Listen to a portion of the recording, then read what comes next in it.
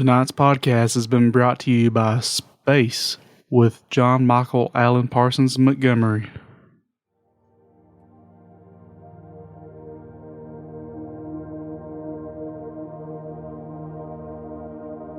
What questions do we ponder in the universe? Where are we in the universe? Where are we located on the great cosmic scale? Tonight we intend to answer such questions. Hi, I'm John Michael Allen Parsons Montgomery, and welcome to Space. Tonight we start off talking about Jupiter, Crab Nebula, a rock. All of these things are made of stuff, and many scientists today speculate that we too are made of stuff. And here we see Sagittarius A, the supermassive black hole in the center of the Milky Way.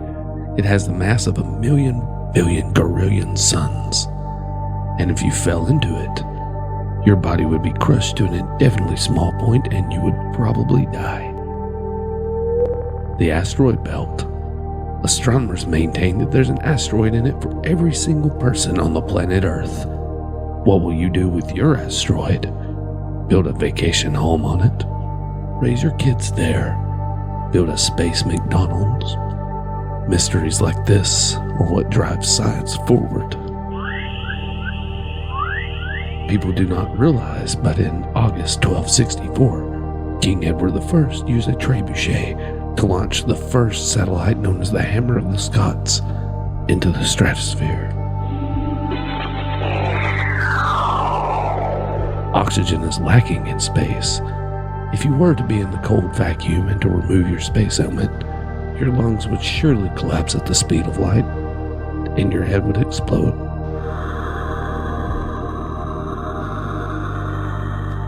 This has been the questions and the answers for you, space fans. Join us next time. And remember, I'm John Michael Allen Parsons Montgomery, and we'll see you in space.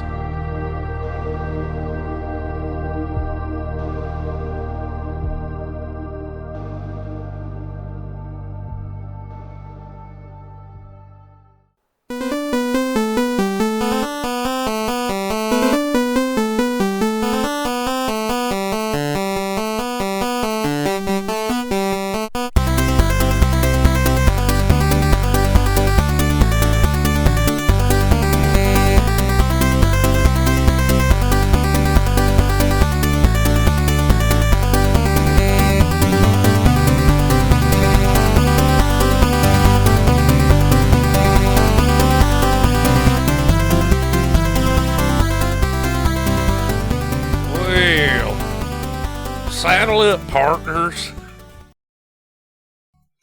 Time to get butt fucked. Oh, right off the bat with the obscenities. I'm Lyle. I'm Brandon. We're here back with you again as the Good Ole Gamers podcast, and Go fuck yourselves. thank you. Back with episode 102. It is fucking September 7th, Labor Day. Uh-huh. I'm not having a labor today. How about you? I've been in labor. Oh. I done crowned about 3 chicken nuggets. And The crowning is upon us. Yeah. Your dog apparently gave birth while we were gone earlier too. Yeah, he decided to run in circles, taking a big wet shit in my house, and I still hate him. I didn't want Don't to you begin just with. love animals? Yep. Hope everybody's doing well. We're gonna try to talk about video games like we usually do. Somewhat, yeah. How have you been since last week? Not bad, not bad. You know, doing the whole working, being a dad thing, trying to get in some game time here and there. Grown folk business. Yeah. I get that. I've been on I'm still on the 12-hour shifts right now, so. Oh, yeah. That is, That's a boner depression. killer. Yeah. Yeah, that's a boner killer for sure right there. Yep. That's, I like the money, though. yeah, money's nice. It's about the only thing that keeps you from answering the great call of the void while you're doing I that. thought you were about to say the call of the Schlossberg. I mean, Yeah. same thing. Same thing. You got it hanging up on your gun rack in your hallway, and you can hear it whispering sweet melodies to you. Yes. It's like, Yeah, not tonight, baby. Maybe next time. Kiss me in the mouth. Well, that's what all shotguns say, right? I like to Netflix and chill with my 12 gauge. That made me think of a whole other type of horrible things that happen. Just thinking about weird sized barrels and things being inserted. Uh-huh. I love how with conviction you said that too. Yeah, you know, I've always had this fetish of being like the cat in Postal. You know, on the shotgun muffler. That's a thing? I don't remember Postal. You never played Postal? I know that they're pretty infamous and pretty fucking violent. I think it's Postal 2. And there's like 3 of them, right? I have seen the movie Postal. Yeah. Directed by our good buddy.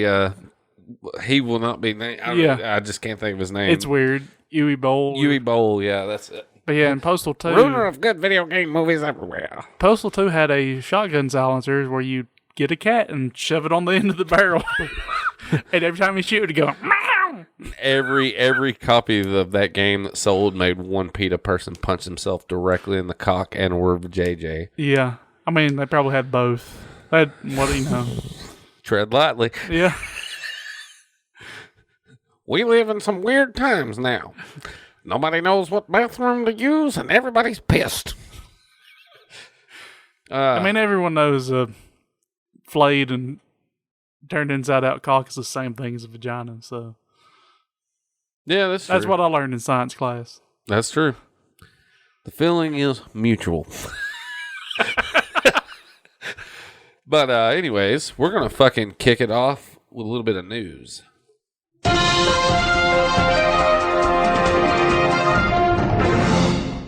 So, I asked you this before we recorded. Did you see the Mario announcement? Negative. Super Mario 3D All-Stars. And it's all of them. I'm assuming. Except for Galaxy 2, you said? No Galaxy 2. I don't know why they've kept that out. You know. What about Mario is missing 3D? I think that game's just missing in general. So I don't remember. Yeah, it's over the people who tried to develop it. Yeah. Nintendo just came in there and kneecapped them. Perhaps we grow my bonsai trees with your cut up a body. They got Epsteined, you know.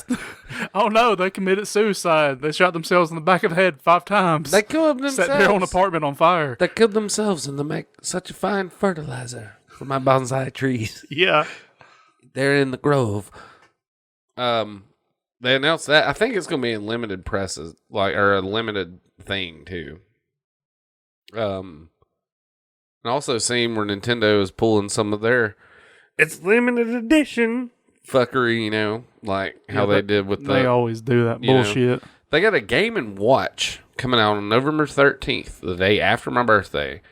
That it like the old school Game & Watch, and it's like the old school Famicom color one. It's like the gold and the maroon.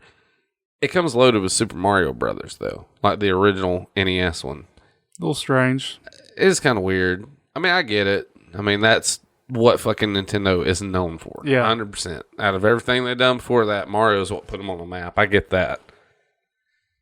But at the same time, it's just awful weird to spend $60. I kind of feel like it's just like well, it's limited edition. You better get it now. That's exactly what it is. It's a cash in on the man baby nostalgia that we love. And it's like, man, my cell phone can play fucking Mario. Yeah. Like, it's okay. Which, I mean, whatever. To each their own.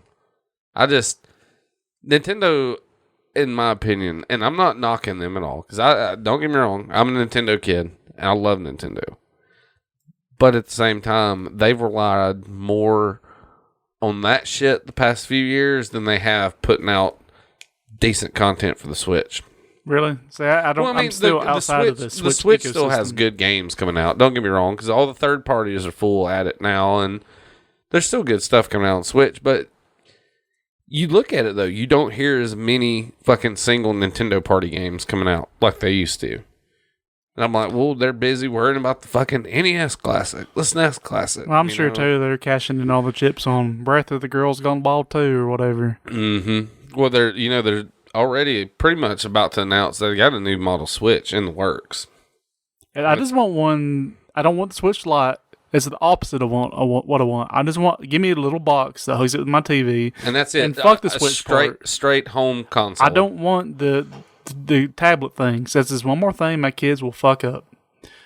That's one more thing to get lost. Just give me the console. That's all I want, please. I'm really surprised, honestly, they haven't come out with one yet. Yeah, because it wouldn't cost them a whole lot of money, I wouldn't think, to rig up a box. You just pop the card in. No, it shouldn't. You're negating the whole screen and all that bullshit, you know. Maybe my redneck ass could gut a Switch and make one myself. I kind of wonder though, maybe if they're planning on doing that, because I seen a thing on Twitter. It'll be the Switch Pro yesterday. Yes, well, they're already. That's what the early people are calling it or whatever. But one of the patents I seen was for a standalone Joy-Con, like a Joy-Con that couldn't connect. Yeah. What would the fucking point of that be? Yeah. Yeah. So maybe they do have like just a straight console one coming out. I'm totally down for that. I mean, we're kind of like in a new... I mean, there's about to be another console war going on. PS5, Xbox Series X coming out, yeah. I don't know how much of a war it actually is anymore. I don't think it really is. I think it's just like, are you a fucking iPhone user or an Android user? Like that, and like, okay, Microsoft has leaned fully into like we're also PC. We're in the PC ecosystem man, that's now. what I don't fucking get, man. Like a lot of the Xbox games are also on PC. The exclusive because I get it, they're Microsoft. I understand that, but why not just build one badass thing for everything and be like, it is a games console, it's a computer, it's an at-home media center, it's just everything. No, see, I think they kind of tried and failed that with the one. Well, yeah, you're right. I think what they're going here is more of a really broad ecosystem, like game however the fuck you want a game type thing, like the Xbox Gamer Pass. Basically the Netflix of games. I have it. It works PC or Xbox. Yeah. I got it, and I hardly ever play my fucking Xbox. You play them on PC. Yeah. So I can see them kind of leaning into that route. You can kind of do that now with the PS. They got them. I don't even know if they make them. They made these little PS Now boxes where it's literally just a box that you can hook a DualShock to, and you just hook that thing to your TV, and you're playing the game from the cloud. Oh, okay. Not on... I'll pass on that. I'm pretty sure it's shitty because PS Now is even still pretty bad. I get really bad lag on that. My Gamer Pass, I have no fucking issues with. I keep getting ads on YouTube and whatever for Google Stadia, and I'm like, I got no fuck. I've tried that shit. There's just that minuscule amount of lag you get fucks it up. Well, is Stadia an actual console? No, it's like a service. It's like a little USB thing in a controller. No, though, right? You can just load up Stadia on your computer and play games on the cloud. Like you could play the badass game on a Chromebook. For some reason, I thought Stadia was like its own. I don't think so. Console. I know it's a service. I'm about to do a little googly search here. I know it's a game streaming service. Dude, I'm telling you, it's just a matter of time before Amazon throws their hat into the ring. They have been. Not on the console thing. They've been trying to do MMOs and stuff, and they've failed horribly so far. Yeah, Stadia is $9.99 a month after the trial, and yeah, it's pretty much just you can pretty much play it on any device. You can play, Red Dead Redemption 2 on your cell phone, and it'll look good, but you're gonna have that fucking lag, because it's streaming you a game, and that lag is acceptable in some games. I don't like it in a lot of games though. In MMOs, it's fine. MMOs are designed around that. Physical like console games aren't designed for that. I don't. It's just like everything else. Like how when all the streaming services come out, everybody's rushing like, we got these movies. They don't. And we'll also say this: no matter who appears and doesn't appear to be winning in the console war, Microsoft is winning because they got all the server infrastructure. Who do you think Sony's using for all these games? It ain't Sony; it's Microsoft. Microsoft's been building that shit for years. I think it's Azure is what they call it. They pretty much got the top of the line. They're fixing their own servers. TikTok and everything else. Like Microsoft just in computing is fucking still. Yeah. You think about it now because the computer market, the PC market's finally bled over to the console market. Yeah. Microsoft still does a lot of the same shit it done back in the fucking 90s, man. Like, they got all that trouble or they attempted to get them in trouble because they're like, you're monopolizing. They're like, no, nobody's just come up with anything that can rival our shit yet. Yeah. And, they've done that.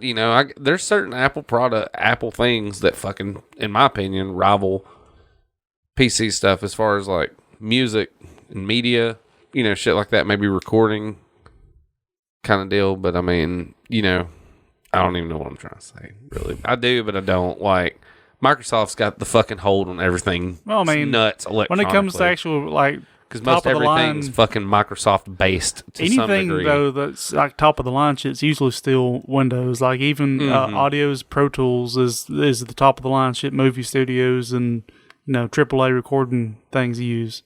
Photoshop, obviously, which, I mean, there's crossover, but Windows is pretty much the best for general use anything, and Mac's like, oh, if you want to go the artsy fartsy route, here you go. Yeah, that's true.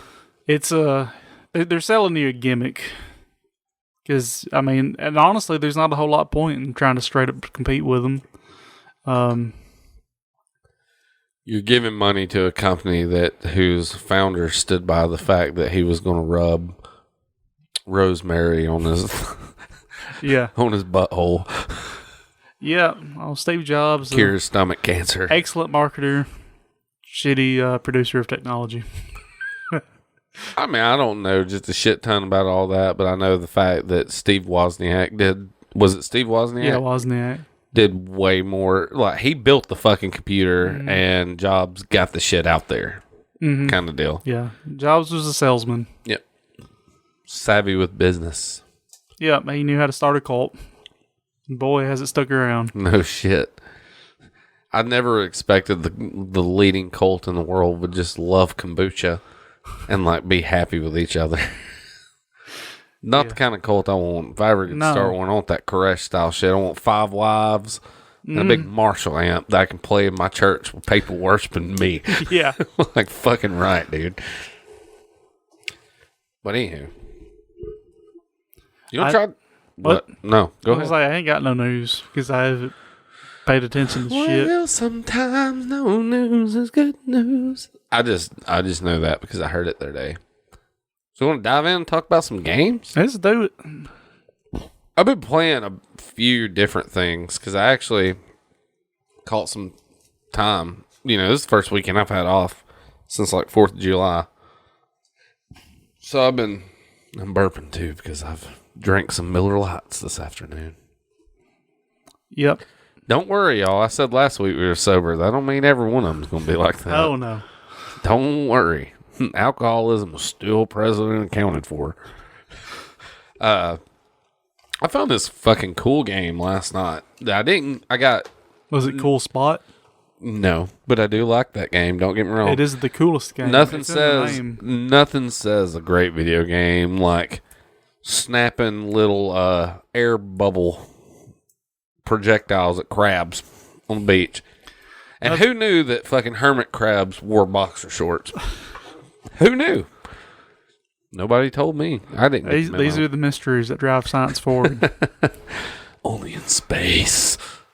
But I played this delightful little Capcom game from '91 called The King of Dragons. It's a hack and slash beat 'em up, side scrolling. 1991 Capcom.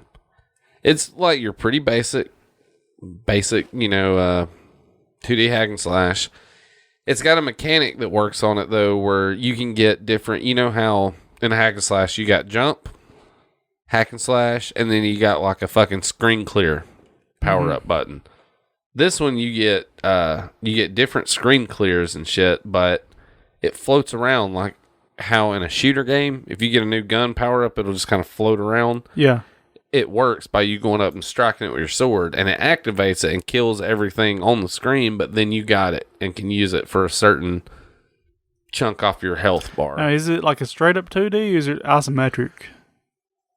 Like, the tilted Streets of Rage look, or versus, say... It's isometric. 2. Okay. It's, actually, I had Nobody. That's like a screenshot of it. Okay. All the podcast listeners appreciate it. Yeah, I know. Thank y'all. Thanks for tuning in and seeing this picture, you fucks. But nah, it's like the isometric, you know. According to this, I only got 9 levels in last night, and the levels are pretty fucking short, like profoundly short. Like you literally, how hard has it been so far? It's difficult. I got to 9, and I run out of continues. It does have a thing, and God damn it, I wish I'd have thought about this beforehand, because I have it written down right here that we had looked up. The hero, whoever you pick, you can pick 5 characters at the beginning. You can be a cleric, a dwarf, a fighter, a wizard, or an elf. I love how in old D&D and stuff, the races were their own class. Yeah. The dwarf is his own class. They have no, like, specialties on their own. It's not a tank. They're not It's not a fucking... See, this is where the real racism an archman, is. you know. Elf life matters, you know. They do. They're people. They got their own hopes Dwarf and lives dreams. matter. They're only half a person, but they're still a person. Yeah, exactly. I've been saying this for years. And dwarves are... Everybody talks about how dwarves look like shit and look like fucking meth heads. I'm like, motherfucker, they got a mountain full of gold. Yeah. What the fuck you gonna do about it? Yeah. I mean... Dwarven culture is something... They all live in vans. Mm-hmm. You love sewer rats. Can't get enough of them. They love to gangbang one white bitch. I love it. Love watching it. 7-on-1, baby. Yeah, buddy. You got Grumpy, Dumpy, Bolt Thrower. I don't know. I can't remember all their names, but Bolt Thrower. Anyways. Haggis. Ugh. That sounds like a good dwarf name, Haggis. He smells like it too. You literally smell like the lungs and intestines shoved in another set of lungs and intestines and then shoved in a butthole. It's a savage cycle of haggis. What I was getting at, though, is no matter who you pick, they all make a Roddy Piper. Woo! When you fucking... You mean like Ric Flair? Or Ric Flair, yeah. Yeah.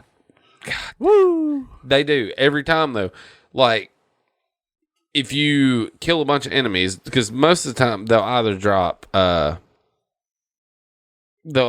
like health, like an apple or a carrot, or they drop these bags that have G wrote on them.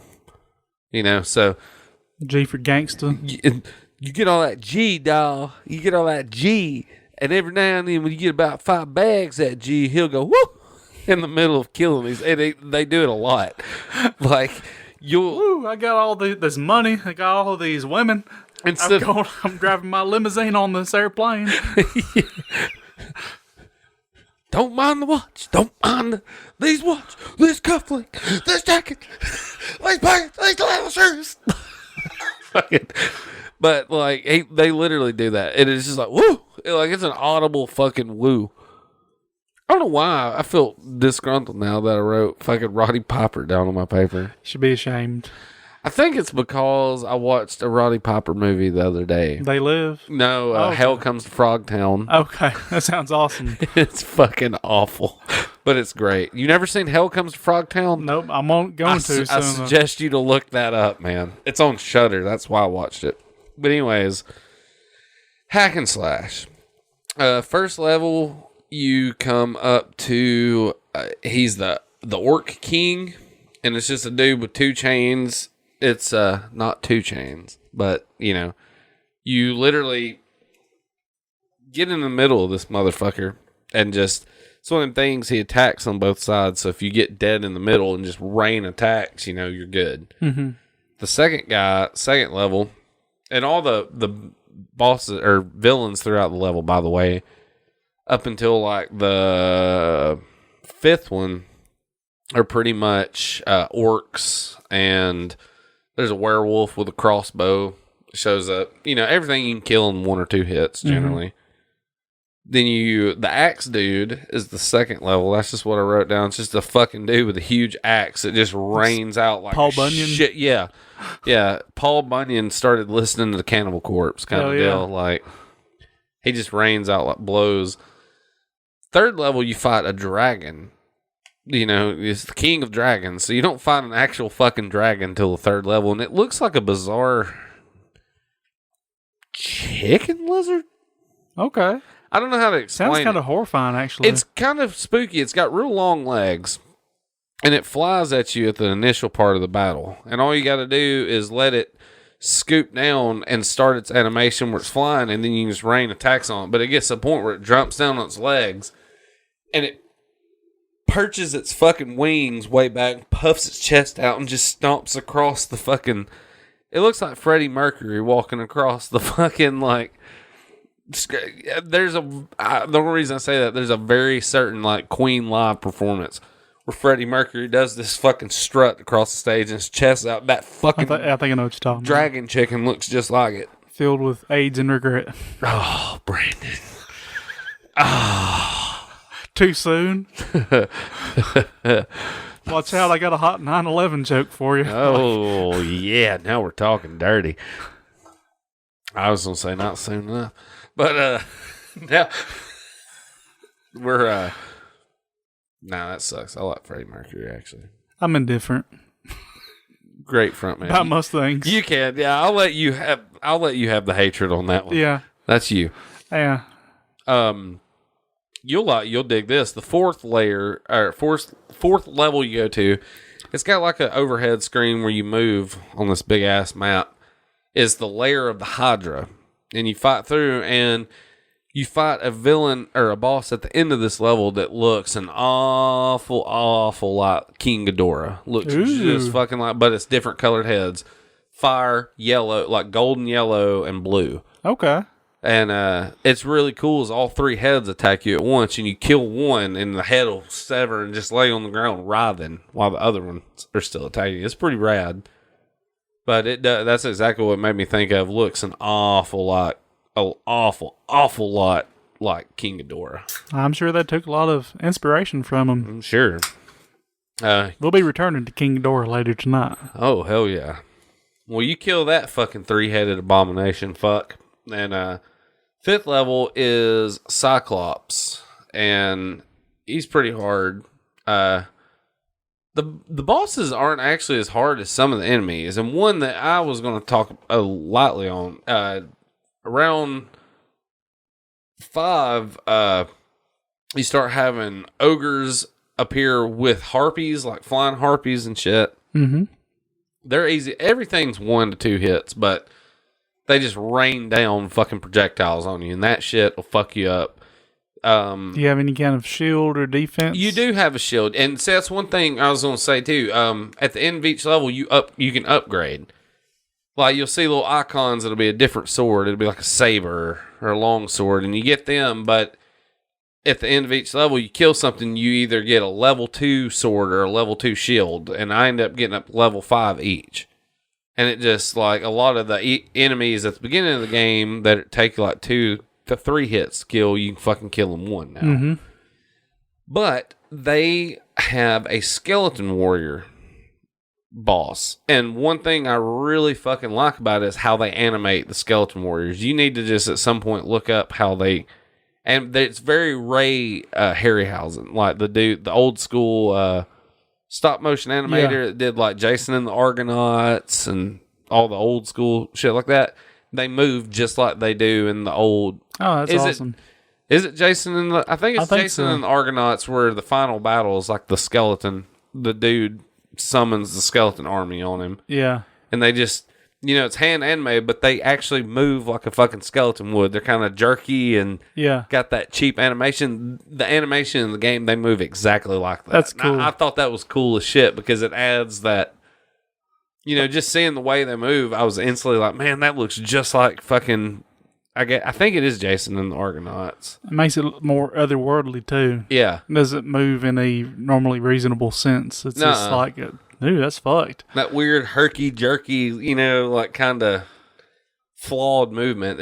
I thought that was really cool, though. And that was just one thing that stuck out to me, is how...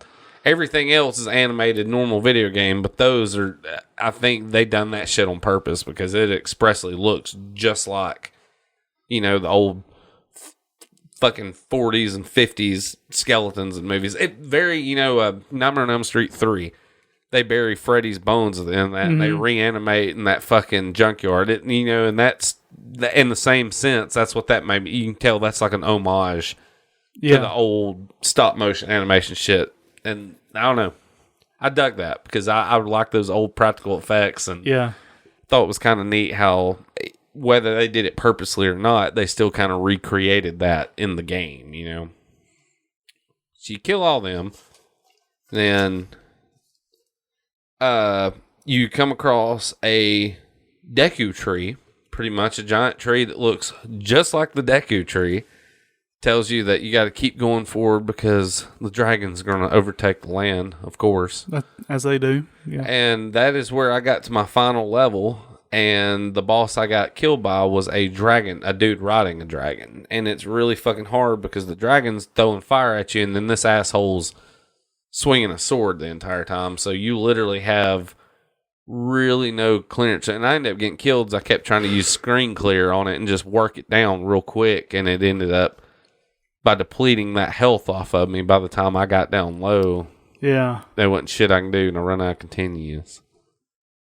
But it is one I had a good enough time with it. Like, I may end up trying to play again tonight and seeing if I can get a little further than what I did. I mean, it's too late now, man. The dragons have overrun the land. Well, I'm glad. Well, I was playing on normal difficulty too, and I noticed that it has an easy and a very easy. Very easy. Put it on very easy and just blow through it in like 20 minutes. The white Tanuki suit. Yeah. It's like, I'm sorry your pussy hurts and weeps all the time. Let me hold your hand while your nipples gently weep. Your console just kind of oozes out pussies.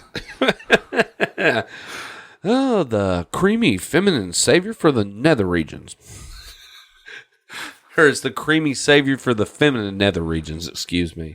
Yeah, well, that's $13 you owe me, Big Bob. Daisy Gutsburger is a big fan. I used to throw down with her. We had some good times. I think you did too, didn't you? Yeah, buddy, man. I think about everybody did. Me and her were sitting in my car one night, and Leonard Skinner come on the radio, and she just flopped her old titties out. All it took is a little Skinner on the radio and a 6-pack of PBR, and you in like Flint. Uh-huh. But it takes you Flint, about Michigan. 300. Yeah. Drinking the water. Yeah, it takes you about $3,000 about a week later to there's a salve for that. Yeah. Yeah, and it come with a conveniently placed IV, too. Oh, Brillo pads. Couldn't get those warts off. No. Jesus. A good hot cigarette lighter can, let me tell you.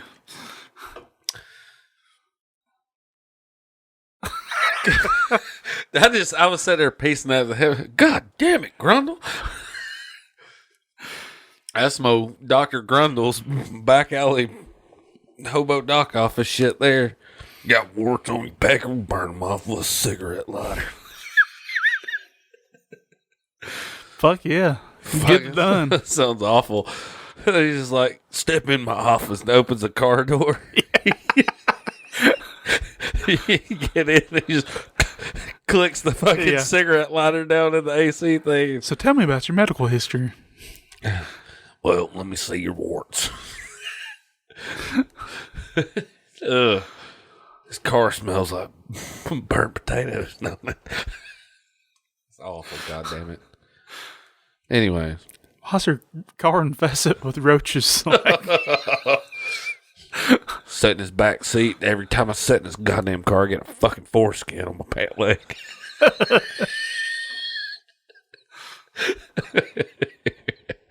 That's awful. Talk about some video games. I'll talk about one. I'm bad about going to my usual drug dealer for video games. So you like them DOCs, man? Yeah. So I started up the first XCOM reboot again, and having some fun with it. Having fun getting my turds pushed in here and there, as XCOM does.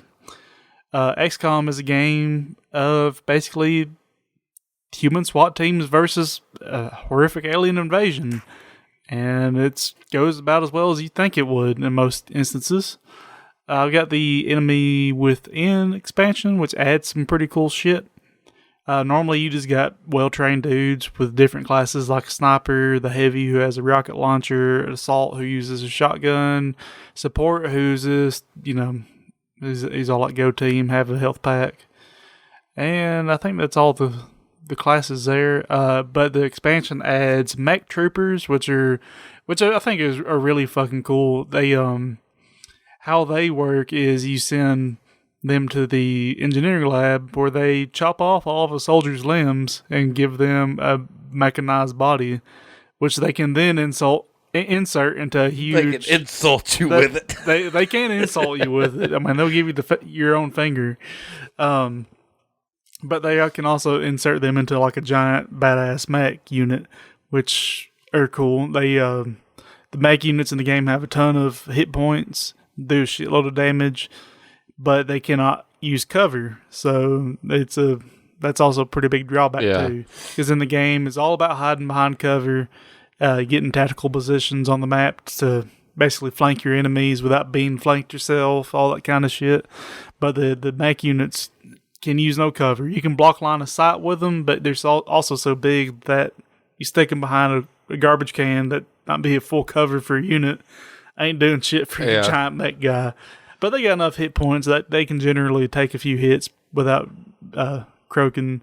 Whereas, especially in the early game, all your guys get killed one hit for anything. Red shirts, essentially. Yeah, and it sucks because you got to like train them up and get better units, but at the same time, they're all fucking dying. Yeah. It's essentially, though, 2 games in one, because you got your tactical combat side where you go on missions and you lead your guys around, but there's also a global control aspect to it where you build up your base, and that kind of determines what all you can build for your dudes. It also determines if the world goes into panic, because XCOM itself is like a global... like a DEF CON kind of thing, right? Kind of. It's like a global coalition of countries pitching in, and like, we're doing this to fight against alien invasion, but if you neglect them too much, they'll leave, and they cut your funding and abilities. And it's a snowball into ultimate loss if you let them get panicked. So it's a big juggle of... keeping people happy and keeping the threat at bay kind of deal. Because like every... so often... time goes on and there'll be like alien abductions around the world. There's usually 3 of them, and you got to choose one to go after. The other 2 are fucked. And the countries those happen in, they raise their panic levels by 2, and all other neighboring countries by 1.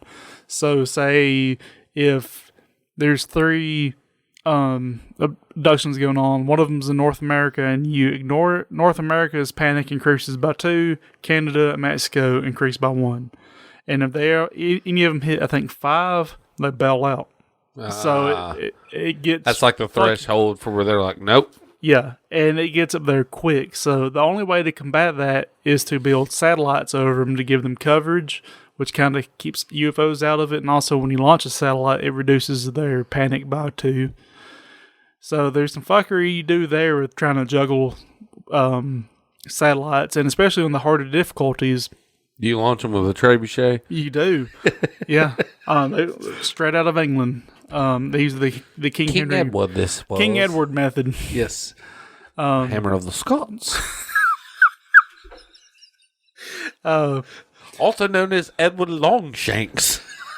One of the strategies I've kind of come up with is you can get multiple abductions in a month going on, and because the maximum panic is 5, which it might not be 5, I can't remember exactly, but the maximum panic's 5. So if a country maxes out and you launch a satellite to reduce it by 2, it could happen fucking again by the end of the month. And at the end of the month, if their panic is 5, they drop out. So I'll wait to the very end of the month to launch my satellites over the country, because that way, if they get 2 abductions in a row, I'm not fucked. They can't go over that maximum amount of panic. You can only be so panicked at once. Yeah. You can only stress out so fucking much. Yeah. It's also, doesn't make a whole lot of fucking sense that, oh God, we're getting invaded by aliens. Let's cut our only defense. Yeah, no shit. Like, Well, I'm pretty sure they're here and I'm scared. Fuck us, we're just dead. Yeah. Like, my whole deal is like this. If a threat comes to wipe the entire fucking world out, right? Just think about it like this. If a alien threat, whatever have you, shows up, it ain't singling out Americans. It ain't singling out Norwegians. It's killing everybody. Yeah. Would money still exist at that point? Kind of, I think. God, that sucks. Yeah. Instead of just banding together, like, why don't we just pull these resources and not look at monetary value shit? And then once we survive this, we can worry about all that later. Yeah. Which there definitely would be like government mandated. You go working in this factory for 12 hours a day, and that's all there is to it. Oh, yeah. That's true. I mean, that's kind of how it is. Like my dad told me yesterday. He was like, you get something wrong, you ain't got health insurance, you're dead. Period. Yeah. He was like, it broke my heart. He was telling me about having chemo, and he was like, this is like 7-year-old lady coming there, man. And he was like, they straight up said, well, your insurance ain't paying shit. Go die at home. Yeah. And I'm like, that's fucked, man. Yeah. Kind of the same now. Kind of the same way. Come on, aliens. Come fucking lay waste our goddamn planet. We all want it. A funny aside, I got the XCOM board game, which is really just takes place of the global aspect of the XCOM game. And it has a feature in there called the emergency fund. And my line of thinking is, we're being invaded by aliens. It's an emergency. Let's drain the fucking emergency fund. No. It don't get more emergency than that. Something that's never happened before and is probably bad. Let's save that money. Yeah. But maybe if we increase taxes, Mike. That's the first goddamn thing they'd be. Well, we're proposing a new tax in the Senate. We know Washington just got blew away yesterday, but we've got the Senate underground and we're proposing a new tax for the American people. And with this tax, we're going to make sure everybody's got plenty of access to toilet paper. Somebody bring a goddamn Ouija board in this office and let's summon Ross Perot's ghost in here and ask him what the fuck he did. He was tired of flirtatious females trying to get ahead in the goddamn STEM industry. I love Ross Perot. I do too. He was a great guy. He was. He had more money than God and Texas. He could filibust nuts with the rest of them. Yeah. Anyways, I'm sorry. But yeah, it's a constant game of juggling the global shit, advancing your tech, and doing the missions. And there's a kind of a story going to it. Nothing too in depth of it. So as time goes on, you fight harder and harder aliens because you find out because you start off fighting basically the little green men, little bitty, big head alien guys. And it comes to find out it's more like a conglomerate of aliens. And you eventually find out like it's one alien race has pretty much been going around dominating worlds and have enslaved all these other aliens to do their fighting. So it's not bad. One of the cool things I like about the story is how it plays into the second game. It's a very stark contrast between the two games. In the first one, you're fighting off this alien invasion, and in the second, and you eventually do fight it off in the first one. In the second one, all of a sudden, for no reason, the aliens have pretty much won, and Earth's controlled, run by aliens. They pulled that goddamn funding between the two. So the second one is like a guerrilla warfare game. Because you're starting a resistance against aliens. Kind of like Alien to Aliens. Yeah. Well, what happened, the second one kind of retcons the first one is, in the first one, there's a certain point in the story where the XCOM base gets invaded. And in the game, you fight them off and you go on. Well, in the second one, it retcons it to where they take you, the player, your character is the commander, they take him and basically plug him into a machine. Talking about from the events of the first one. Yes. Like, you prevent it from happening, but story-wise, it happens regardless. Right. In the second one, what happens is they kidnapped you, the player, and plugged you into the machine because you're in the story, you're basically like this combat simulation god. Like you know everything that's going to happen, and you're just a master tactician. So the aliens use you as basically a combat simulator computer to run simulations of combat, and they actually use you to take over the world. So all the events after the base defense in the first one were actually simulations run in your brain to find out what they would have done. What the fuck? That felt like a simulation. You telling me that? Like, the whole universe is a simulation, according to Elon Musk and other noted scientists. Yes. I mean, that's all I got.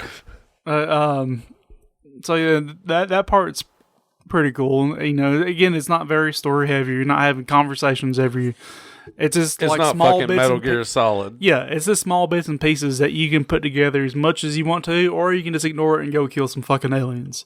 One thing I like is a lot of the flavor of both either where you start your XCOM base at or what countries you bring on board. Because if you get Canada, North America, and Mexico all covered with satellites, you get a bonus where all your interceptors, which are airplanes and stuff, are cheaper. And Africa, I think, gets you 30% more funding. South America's got one of my favorites called We Have Ways. And all of your tech research that involves autopsies or interrogation happen instantly. Oh, shit. Oh, yeah. There's some waterboarding going on. Yeah. Like, hell yeah. We got to find out what this alien knows. What are you doing with that stick welder? You're going to find out. I'm going to find out. Oh, he's going to talk. He may not speak our same language, but he's going to say something. Well, Mr. Alien, you ever had the end of a baseball bat shoved in your rectum? You have a rectum? We'll find out. Yeah. You like Metallica? What about Saint Anger? They just fucking duct tape fucking headphones their head with Saint Anger, that goddamn snare can. Yeah. Or trash can snare. Pang, pang, pang. Like, he's talking. He's talking. You're going to show me on this goddamn map where your kind's going to attack this. One of the things I like so much more about the first one versus the second one is the alien design. The first one, the aliens looked fucked up and weird. And the second one, they look so much cleaner and less alien-like. And I think they kind of retcon that by saying in the second one that they try to make them more appealing to humans because they're ruling Earth. You know, you don't want to send too horrific of a monstrosity down the street. You know, you got just kind of a monstrosity. Like, case in point, in the first one, there's enemies called floaters, which are like these biomechanical floating half men that look almost like a gremlin holding a gun. They look pretty gnarly. Yeah. In the second one, they look like angels. Like mechatronic angels. They look very pristine and clean, whereas in the first one, they just look like a fucking laboratory accident. Yeah. So it's that kind of shit that I prefer the aliens in the first one a lot more.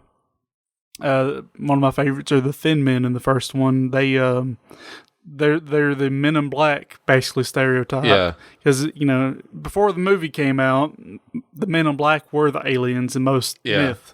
Yeah. And that's what they are in XCOM. They're these tall, thin, gangly-looking motherfuckers who slapped on a suit and spit poison. Slender Man, pretty much. Yeah, Slender Man.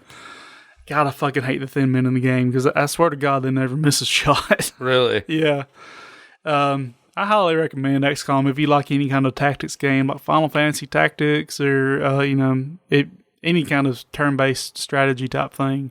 It's really great. It's very unforgiving. You'll never miss so many 99% chance shots in your life. But, you know, it kind of goes both ways. That's one thing I've always heard about those games is the difficulties.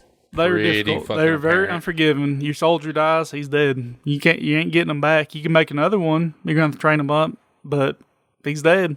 He's dead, Jim. Your friend's terrible, though. Yeah. Huh? He's dead. Yeah, it's rough, but you start to also learn to really make the chances work in your favor and to when to just avoid chance altogether. So things like grenades and rockets have 100% hit chance. Yeah. So if you got a badass alien that you've whittled down to enough to kill with a grenade, don't risk that. Yeah, throw the grenade. Don't waste that 90% shot on him because you're probably going to miss and he's going to fuck one of your guys up. So just throw your guaranteed shot at him. If you got the chance to kill it, fucking kill it. Yeah. And things like explosions are really good because they take out cover. So a lot of times I'll have some guy I can barely hit him. So I'll throw a grenade, blow out his cover, and then all of a sudden everybody in my team has a really high chance of hitting him. So it's a lot of shit like that. The second one has a lot more destructible environments, almost to its detriment, because in the second one, if you use a grenade when you're on the second floor of a building, you're going to the first floor.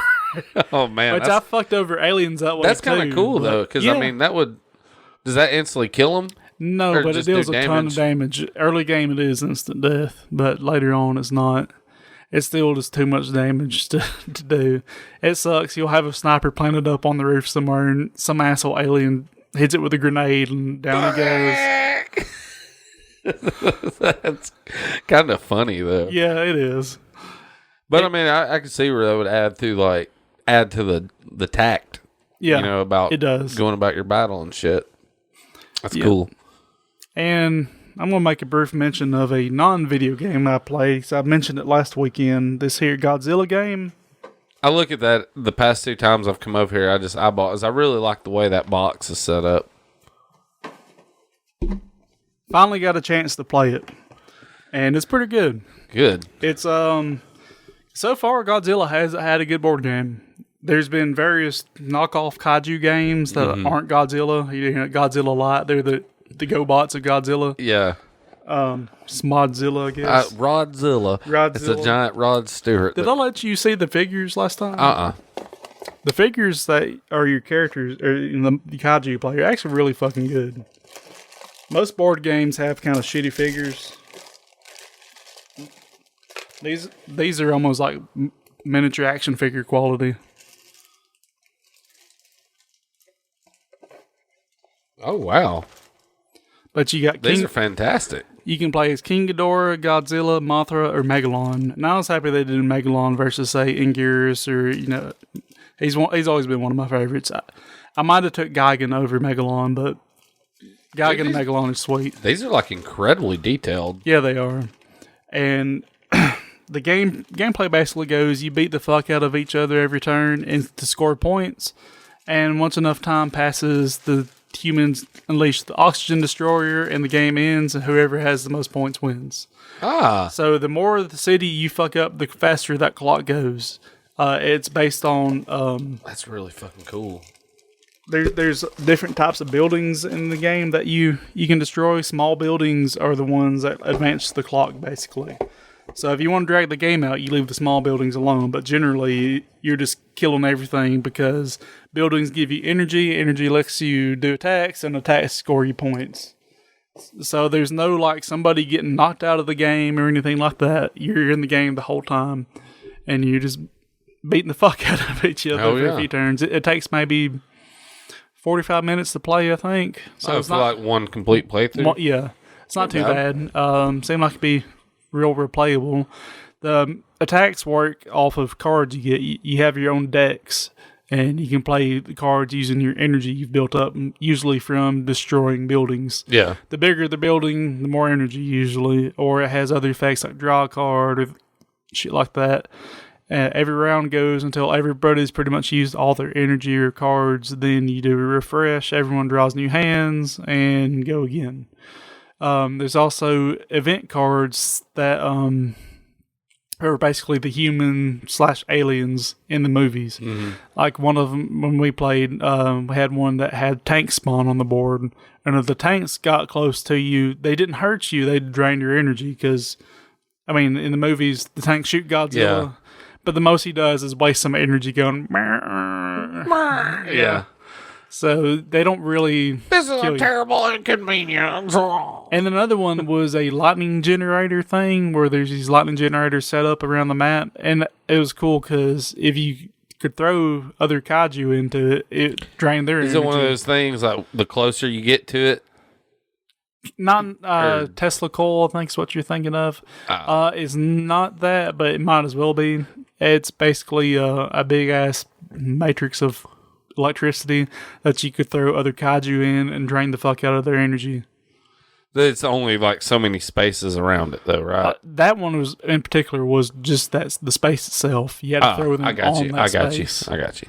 I didn't know if it, you were saying it occupied like one space and it's, like 4 spaces around in either direction, like a dome, I guess, kind of deal. None of there's the UFOs, but the King Doors UFOs that are in the movies. I haven't fucked with. Those are the only 2 scenario or event cards I've played with so far. But I really like it. I think it's like $35 on Amazon. Oh yeah, it's pretty sweet. I recommend it. I want to try. I'll slowly talk about some of these others too as time goes on. I'm literally thinking like, not how late do y'all's board game? Like when y'all usually start? We start usually. It depends on who's coming. Usually, if our buddy Juice comes, he starts around 4:30ish, and he stays 8 to 9. But my buddy across the street, Mohill, when he gets here, he usually gets here late because he does AC work. But he'll be here to 2 in the morning sometimes. So I want to come. I was thinking about maybe not this Wednesday, but next. If y'all want to, like, I want to bring that last Friday over, but I couldn't get here to it'd be about 7:15, 7:30. I didn't know if I'd be too late. Bring it over, man. And I figured, a couple weeks we can. Do you know what the minimum amount of players for it? 2. Okay, well, I mean, hell, if nothing else, me and you could play it. Like I figured, worst can work. We'll there's a very good video on YouTube that gives a basic rundown of how to play that game.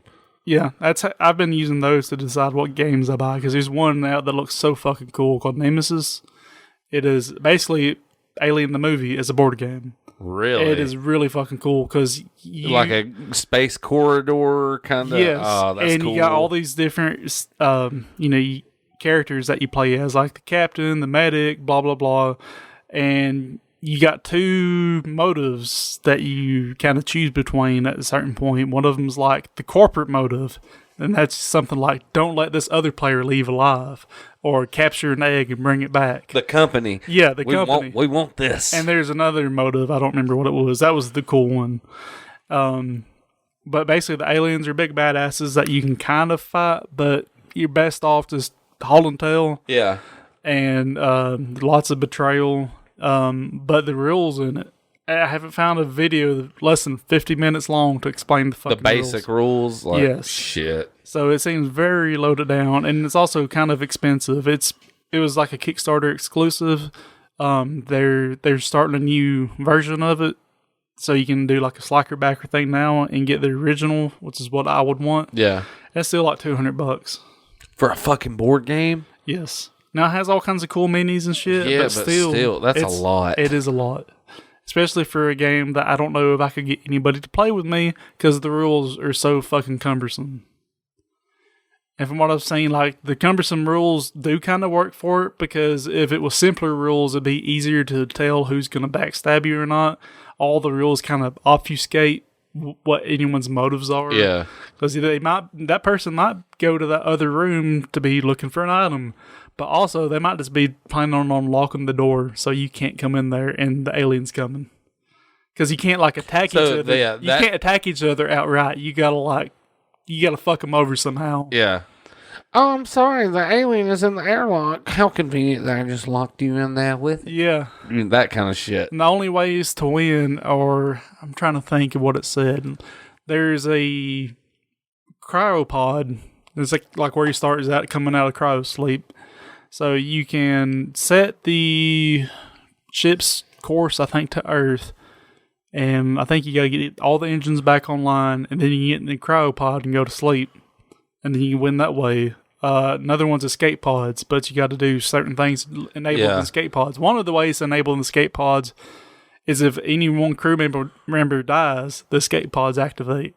So you can fuck over somebody. So you can get somebody killed and get that fucker open and just get there and bail the fuck out. Yeah.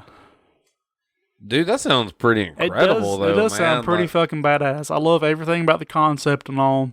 It does sound very Alien. Yeah. Because that's a problem in the later Alien movies is, well, I mean, they don't ever really address that, but Alien Resurrection, there's the whole race to the escape pod kind of thing, Yeah.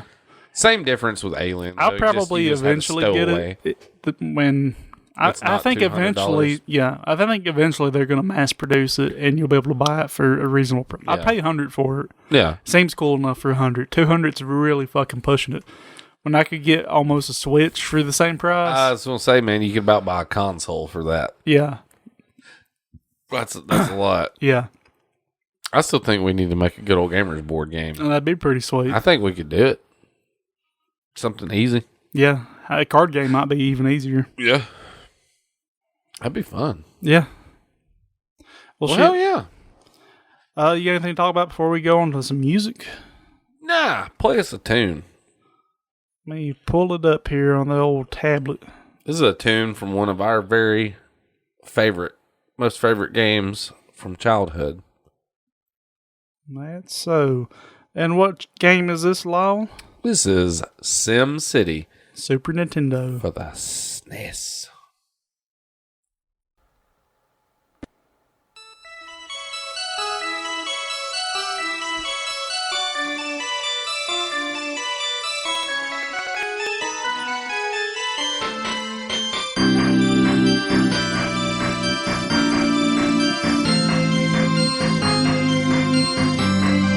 So wholesome. Mm-hmm. This is the opening screen thing.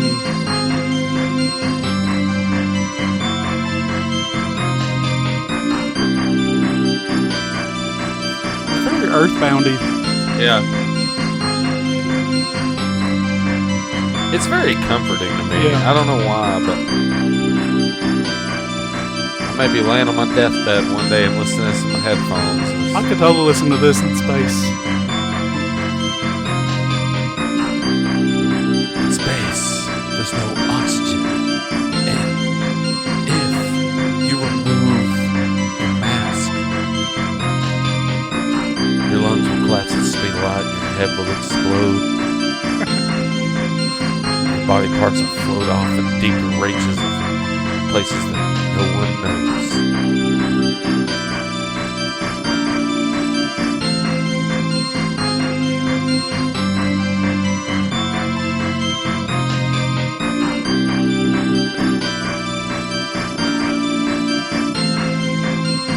Do you have what it takes to lead Sim City?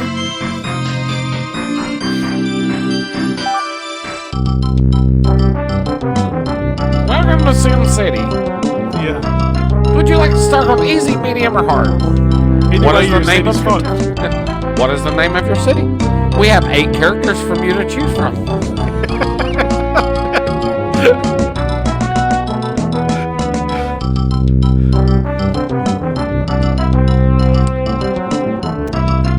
The citizens are really complaining about the high traffic and high taxes. What do you intend on doing? Bulldozing downtown, goddammit. Yeah. Like, I get pissed off and do that sometimes. You know what? Bowser's attacking today, guys. Fuck. Sorry. Fuck him and fuck you. Well, shit. What happened there? Are we actually playing Sim City? It like auto-played over to some kind of a playthrough. I gave some douchebag a click, apparently. So, Shit. yeah. Give us a click. Mm-hmm. Well, about time to wrap it up. I reckon so. So, I guess we're going to be trying to do like bi-weekly. Yeah, until the work schedules calm down I think it'll be easier to maintain.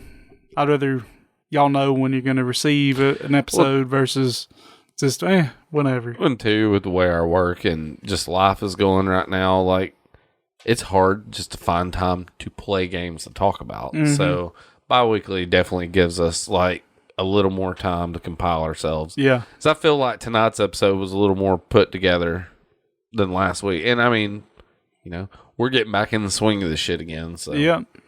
Back on the saddle. Back in the saddle. God damn it, I hate Aerosmith. I do too. I think anybody who like voluntarily listens to it should just be shot. I can't say nothing because one of my first albums I ever got was Aerosmith Big Ones. My condolences. Yeah, I know. People wonder why I have depressive issues now. But, you know, they still suck. That's all I can fucking say. It's like, gee, thanks, Mom and Dad. The Van Halen tapes were fucking great, but the Aerosmith. Yeah. You don't like Van Halen neither, do you? I mean, Van Halen's definitely way better than Aerosmith. It's Van fucking Halen. Yeah. I might get crucified for his next statement, but there's some Van Hagar shit I like more than Van Halen, dude. There are so many weeping people after I said that. Please put the gun down. Take it out of your mouth. Take it out of your mouth. But anyways, we'll be back.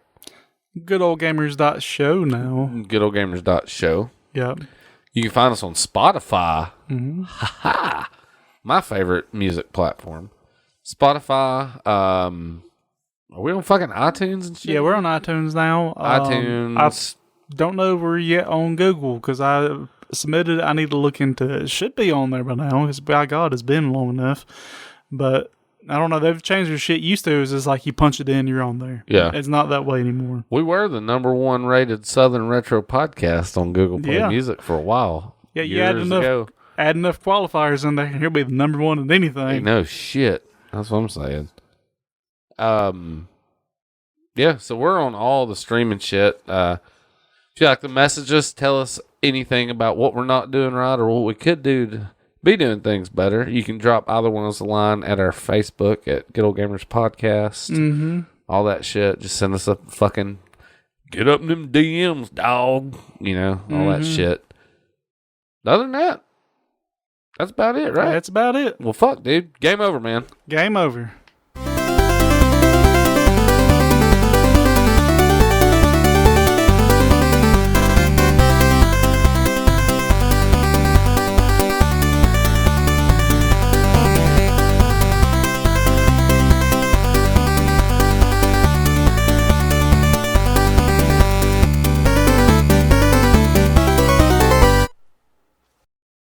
Sagittarius A, the supermassive black hole in the center of the Milky Way. It has the mass of 1,000,000,000,000 gorillion suns. If you fell into it, your body would be crushed to an indefinitely small point, and you would probably die.